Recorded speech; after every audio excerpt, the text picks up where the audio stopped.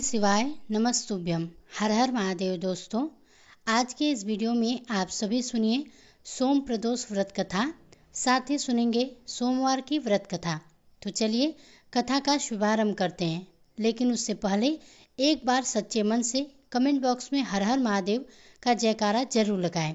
जो प्रदोष व्रत सोमवार के दिन पड़ता है वह प्रदोष सोम प्रदोष व्रत कहलाता है। सोमवार भगवान शिव का दिन माना जाता है, अतः इस दिन प्रदोष व्रत होने से उसकी महत्ता और भी अधिक बढ़ जाती है। तो आज सुनिए सोम प्रदोष व्रत की कथा। एक नगर में एक ब्राह्मणी रहती थी। उसके पति का स्वर्गवास हो चुका था। उसका अब कोई आश्रयदाता नहीं था, इसलिए प्रातः होते ही वह अपने पुत्र के साथ भीख मांगने निकल पड़ते थे। भिक्षाटन से ही वह स्वयं व पुत्र का अपने पेट पालती। एक दिन ब्राह्मणी घर लौट रही थी तो उसे एक लड़का घायल अवस्था में कहराता हुआ मिला। ब्राह्मणी दयावश उसे अपने घर ले आई। वह लड़का विदर्भ का राजकुमार था। शत्रु सैनिकों ने उसके राज्य पर आक्रमण कर दिया। उसके पिता को बंदी बना लिया था और राज्य पर नियंत्रण कर लिया था, इसलिए वह मारा मारा फिर रहा था। राजकुमार ब्राह्मण पुत्र के साथ ब्राह्मणी के घर रहने लगा। एक दिन अंशुमती नामक एक गंधर्व कन्या ने राजकुमार को देखा और उस पर मोहित हो गई। अगले दिन अंशुमती अपने माता पिता को राजकुमार से मिलाने लाई। उन्हें भी राजकुमार भाग गया। कुछ दिनों बाद अंशुमती के माता पिता को भगवान शंकर ने स्वयं स्वप्न में आदेश दिया कि राजकुमार और अंशुमती का विवाह कर दिया जाए। उन्होंने वैसा ही किया। ब्राह्मणी प्रदोष व्रत करती थी। उसे व्रत के प्रभाव से और गंधर्व व्रत की सेना की सहायता से राजकुमार ने विदर्भ से शस्त्रों को खदेड़ दिया और पिता के राज्य को पुनः प्राप्त कर लिया। आनंद पूर्वक रहने लगा। राजकुमार ने ब्राह्मण पुत्र को अपना प्रधानमंत्री बनाया। ब्राह्मणी के प्रदोष व्रत के महात्म्य से जैसे राजकुमार और ब्राह्मण पुत्र के दिन फिरे, वैसे ही शंकर भगवान अपने अन्य सभी भक्तों के दिन फिरते हैं। आज सोमवार का दिन है, तो आज आप सुनेंगे सोमवार व्रत की कथा। सोमवार के दिन भगवान शिव की पूजा करके कथा का श्रवण करने से भक्तों के सभी कष्ट दूर होते हैं और उनकी मनोकामनाएं भी पूर्ण होती हैं। कथा का शुभारंभ करने से पहले आइए हम सब मिलकर भगवान शिव का स्मरण करें, जो कि सांसारिक भय को हरने वाले हैं और देवताओं के स्वामी हैं, जो गंगा जी को धारण करते हैं, जिनका वृषभ वाहन है, और जो अंबिका के ईश हैं, जिनके हाथ में खटवांग त्रिशूल और वरद अभय मुद्रा है। उन संसार रोग को हरने वाले अद्वितीय औषध रूप भगवान शिव को प्रणाम करते हैं। अर्धनारीश्वर स्वरूप अर्थात भगवती पार्वती, जिनका आधा अंग है, जो संसार की सृष्टि स्थिति और प्रलय के कारण हैं और आदिदेव हैं। विश्वनाथ हैं, विश्व विजय और मनोहर हैं। सांसारिक रोगों को नष्ट करने के लिए अद्वितीय और औषध रूप में ग्रीस अर्थात शिव को हम सब प्रातः काल नमस्कार करते हैं। जो अंत से रहित आदिदेव हैं, वेदांत से जानने योग्य, पाप रहित और महान पुरुष हैं, तथा जो नाम आदि वेदों से रहित, विकारों से शून्य अर्थात विकार रहित है और संसार रोगों के हरने के निमित्त अद्वितीय औषध है, उन शिव जी को हम सब प्रातः काल नमस्कार भेजते हैं। आइए अब सुनिए सोमवार व्रत की कथा। देखिए, पौराणिक कथा के अनुसार अमरावती नगर में एक धनी व्यापारी रहा करता था। दूर दूर तक उसका व्यापार फैला हुआ था। नगर में उस व्यापारी का सभी लोग बहुत ही मान सम्मान किया करते थे। इतना सब कुछ होने पर भी वह व्यापारी मन से बहुत ही दुखी था, क्योंकि उस व्यापारी का कोई पुत्र जो नहीं था। दिन रात उसे बस एक ही चिंता सताती कि उसकी मृत्यु के बाद उसके इतने बड़े व्यापार और संपत्ति की कौन संभालेगा। पुत्र प्राप्ति की इच्छा से वह व्यापारी हर सोमवार भगवान शिव का व्रत और पूजा किया करता था। सायंकाल को वह व्यापारी शिव मंदिर में जाकर भगवान शिव के सामने घी का दीपक भी जलाता। उस व्यापारी की भक्ति देखकर एक दिन देवी पार्वती ने भगवान शिव से कहा कि हे प्रभु, यह व्यापारी आपका सच्चा भक्त है। कितने दिनों से यह सोमवार का व्रत और पूजा नियमित कर रहा है। भगवान, आप इस व्यापारी की मनोकामना अवश्य पूर्ण करें। तब भगवान शिव ने मुस्कुराते हुए कहा कि हे पार्वती, इस संसार में सबको उसके कर्म के अनुसार ही फल की प्राप्ति होती है। प्राणी जैसा कर्म करते हैं वैसा ही उन्हें फल मिलता है। इसके बाद भी देवी पार्वती नहीं मानी। उन्होंने बार बार आग्रह करते हुए कहा कि हे महादेव, हे प्रभु, आपको इस व्यापारी की इच्छा पूरी करनी ही पड़ेगी। यह आपका अनन्य भक्त है। हर सोमवार को आपका विधिवत व्रत रखता है और पूजा अर्चना के बाद आपको भोग लगाकर एक समय ही भोजन भी ग्रहण करता है। आपको इसे पुत्र प्राप्ति का वरदान देना ही होगा। प्रभु, देवी पार्वती का इतना आग्रह देखकर भगवान शिव ने कहा, देवी, तुम्हारे आग्रह पर मैं इस व्यापारी को पुत्र प्राप्ति का वरदान देता हूँ, लेकिन इसका पुत्र 16 वर्ष से अधिक जीवित नहीं रहेगा। उसी रात भगवान शिव ने स्वप्न में उस व्यापारी को दर्शन देकर उसे पुत्र प्राप्ति का वरदान दिया और उसके पुत्र के 16 वर्ष तक जीवित रहने की बात भी बताई। भगवान के वरदान से उस व्यापारी को खुशी तो हुई, लेकिन पुत्र की अल्पायु की चिंता ने उस खुशी को नष्ट कर दिया। व्यापारी अब भी पहले की तरह सोमवार की विधिवत व्रत करता रहा।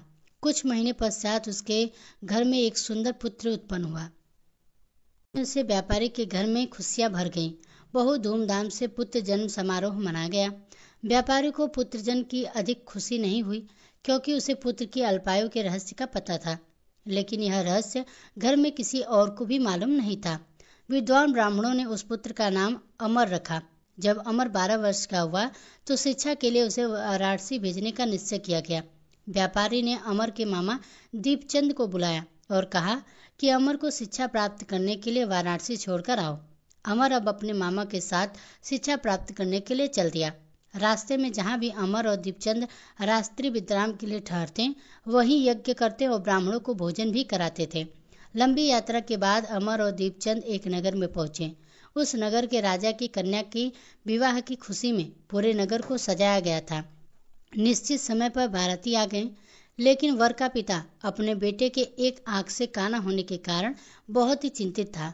उसे इस बात का भय सता रहा था कि राजा को इस बात का पता चलेगा तो वह विवाह से इनकार न कर दें।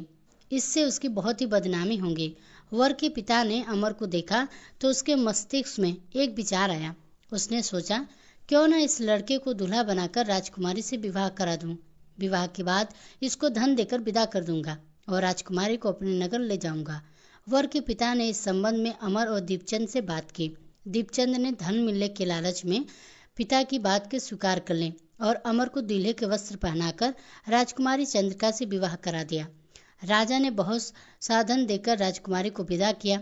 अमर जब लौट रहा था तो सच नहीं छिपा सका और उसने राजकुमारी के दुपट्टे पर लिख दिया, राजकुमारी चंद्रिका, तुम्हारा विवाह तो मेरे साथ हुआ था। मैं वाराणसी में शिक्षा प्राप्त करने के लिए जा रहा हूँ। अब तुम्हें जिस नवयुवक की पत्नी बनना पड़ेगा वह काना है। जब राजकुमारी ने अपने दुपट्टे पर लिखा हुआ पढ़ा तो उसने काने लड़के के साथ जाने से इनकार कर दिया। राजा ने सब बातें जानकर राजकुमारी को महल में ही रख लिया। उधर अमर अपने मामा दीपचंद के साथ वाराणसी पहुंच गया। अमर ने गुरुकुल में पढ़ना प्रारंभ कर दिया। जब अमर की आयु 16 वर्ष की हुई तो उसने एक यज्ञ किया। यज्ञ की समाप्ति पर ब्राह्मणों को भोजन कराया और खूब अन्न वस्त्र दान किए। रात को अमर अपने शयन कक्ष में सो गया। शिवजी के वरदान के अनुसार शयनावस्था में अमर के प्राण पखेरु उड़ गए। सूर्योदय पर मामा अमर को मृत देखकर रोने पीटने लगा। आसपास के लोग भी एकत्र होकर दुख प्रकट करने लगे।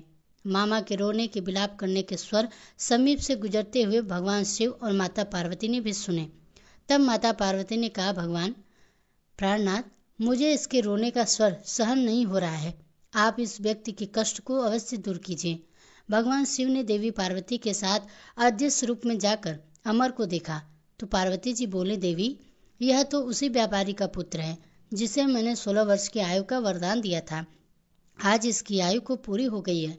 तो देवी पार्वती ने फिर भगवान शिव से निवेदन किया कि हे प्राणनाथ, आप इस लड़के को जीवित कर दीजिए, नहीं तो इस लड़के के माता पिता पुत्र के मृत्यु के कारण रो रो कर अपने प्राणों को त्याग देंगे।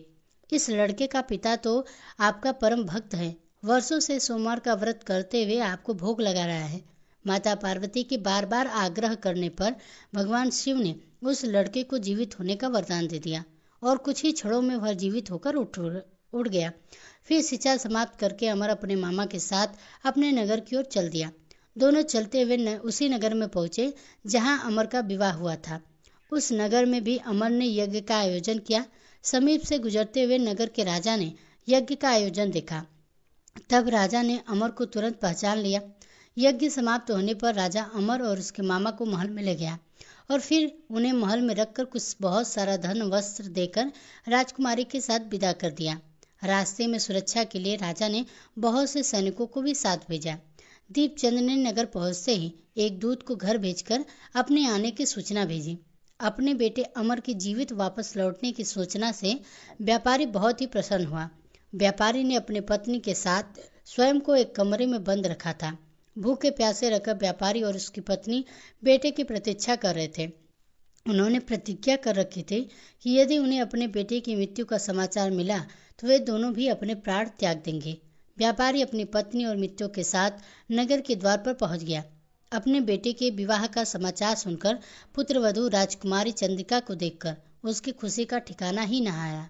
उसी रात भगवान शिव ने व्यापारी के स्वप्न में आकर कहा, हे सृष्टि, मैंने तेरे सोमवार के व्रत करने और व्रत कथा सुनने से प्रसन्न होकर तेरे पुत्र को लंबी आयु प्रदान की है। यह सुनकर व्यापारी बहुत ही प्रसन्न हुआ। सोमवार का व्रत करने से व्यापारी के घर में खुशियां लौट आई। शास्त्रों में लिखा है कि जो भी स्त्री पुरुष सोमवार का विधिवत व्रत करते हैं और व्रत कथा सुनते हैं, उनकी सभी इच्छाएं महादेव की कृपा से पूरी हो जाती हैं।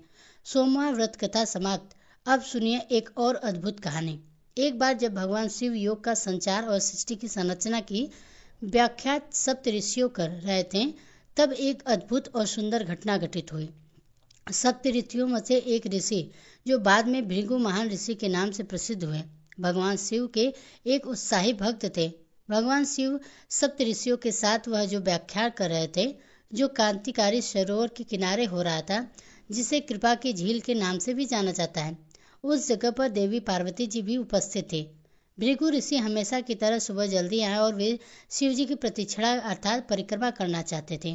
पार्वती जी शिव के करीब ही बैठी थी, लेकिन भृगु ऋषि ने देवी पार्वती की परिक्रमा न करते हुए भगवान शिव और देवी पार्वती के बीच से होकर भगवान शिव की परिक्रमा पूरी की, क्योंकि वे भगवान की ही परिक्रमा करना चाहते थे, देवी पार्वती की नहीं।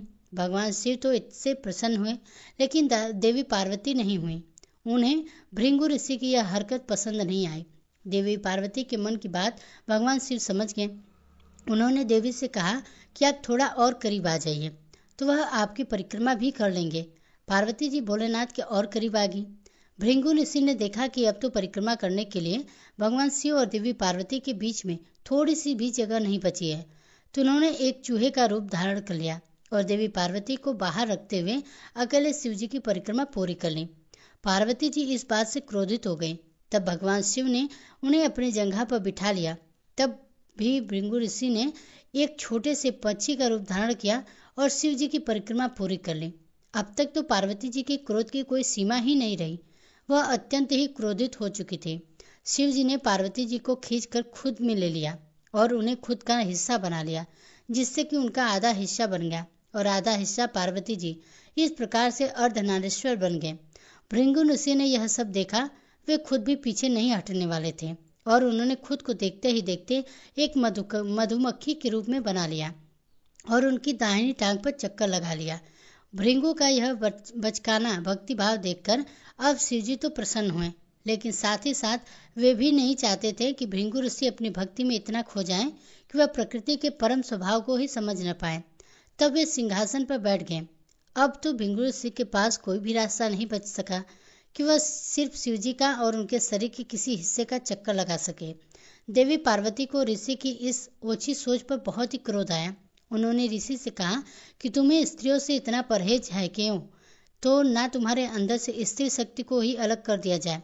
ऐसा कहते ही देवी ने ऋषि के अस्तित्व को अलग कर दिया। अब भृगु ऋषि ना तो जीवितों में थे और ना ही मृत्यु में थे। उन्हें बड़ी ही पीड़ा हो रही थी। तब वे माता पार्वती से याचना करने लगे। तब भगवान शिव ने देवी ऋषि को क्षमा करते हुए कहा। माता पार्वती ने उन्हें क्षमा कर दिया और बोली, संसार में स्त्री शक्ति के बिना कुछ भी नहीं। बिना शक्ति स्त्री के प्रकृति भी नहीं है, पुरुष भी नहीं है। दोनों का होना अनिवार्य है।